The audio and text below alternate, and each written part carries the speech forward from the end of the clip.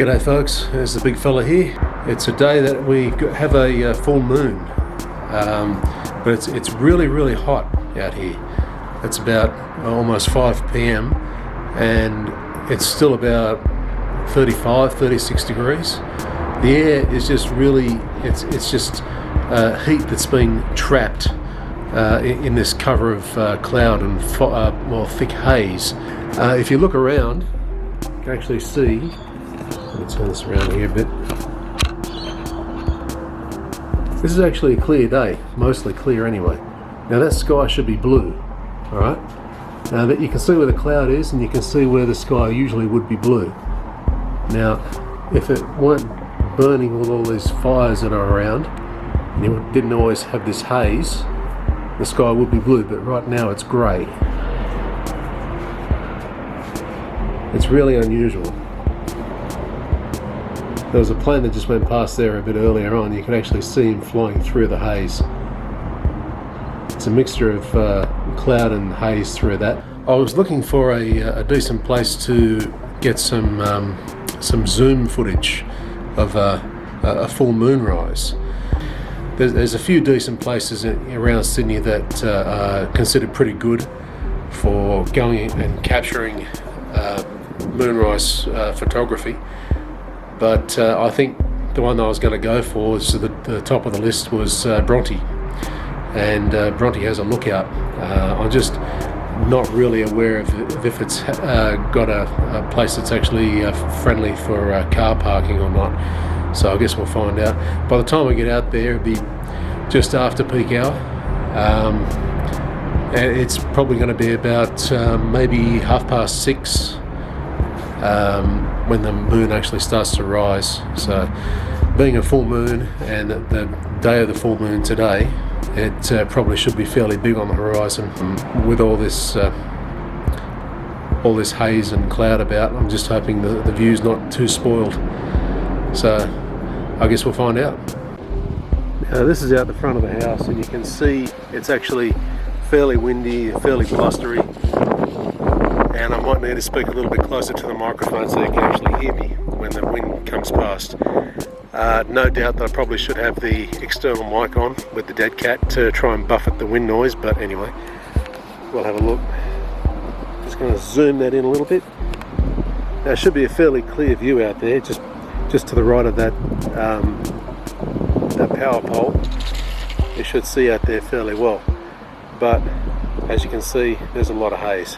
And that's kind of what's going all the way up into the sky.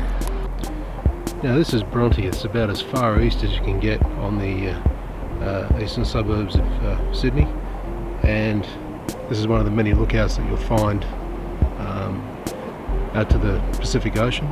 Now here's where all the haze comes down onto the horizon.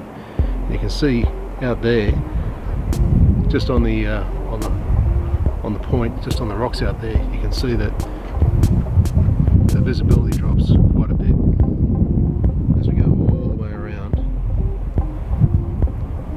It's just a really thick haze on the horizon.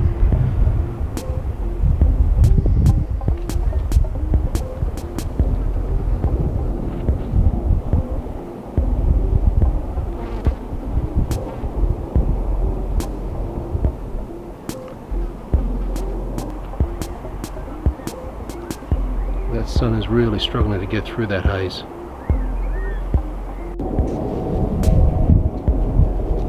Here's a plane coming through that haze. I can only imagine what it's like for the pilot and the co-pilot next to him, going by VFR if he had to.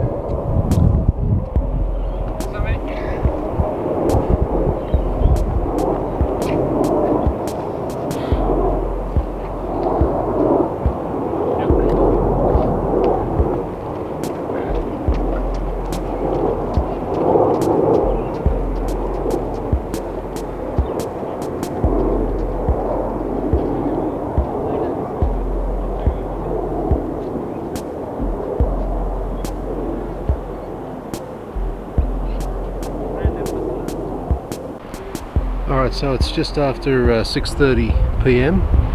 and according to my my little program at home called Stellarium.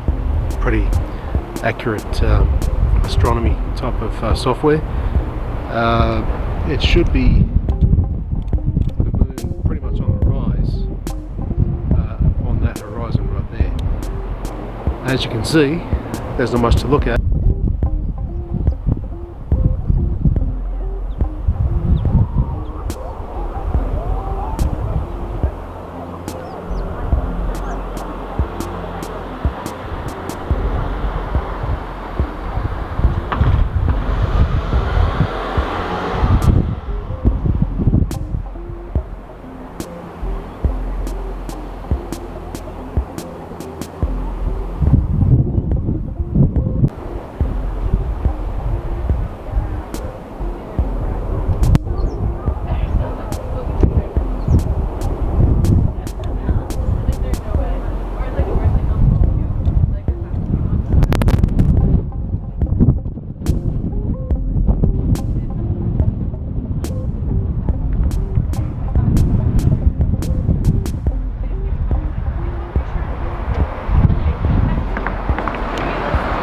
I don't think I'm going to catch a moonrise over the ocean, but we've still got more planes coming in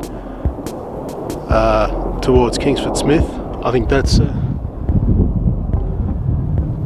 looks like a 737, so he probably doesn't have such a tough time of things getting through all this haze, but the smaller ones, all the Qantas aircraft that I've seen and all the smaller Dash 8s, they look like they're going to have a bit of a time of it if they if they have to go by VFR or visual flight rules. Then yeah, it's pretty thick haze up there. So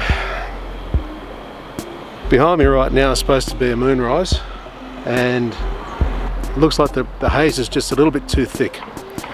So if anything at all, what I've taken away from this is just how big of a deal these fires are, how broad the scope is of this haze, and how far it's actually come along in the atmosphere.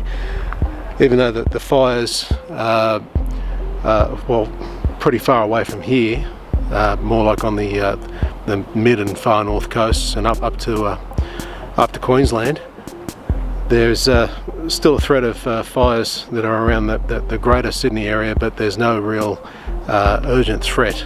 There's a fire warning system which was implemented about 10 years ago when we had the big bushfires in Victoria, and that system was I think it was low, moderate, high, severe and catastrophic.